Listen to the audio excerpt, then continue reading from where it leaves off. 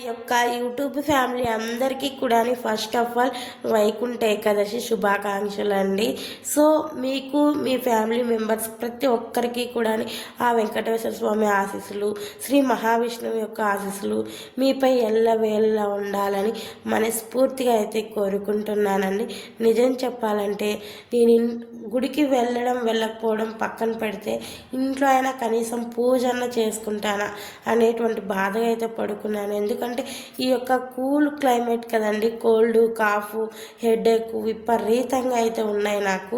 So but కాకపోతే 3 o'clock నుంచి మెలకు వచ్చేసింది. సో ఏదైనా అనుకుంటే మనం చెయ్యాలి అనేటువంటి ఆతృతతో ఉన్నప్పుడు చేయలేకపోతున్నామే అనే బాధ ఉన్నప్పుడు అన్నీ కూడా ఆ దేవుడే చూసుకుంటాడనేది నాకు బాగా నమ్మకం కలిగిందండి.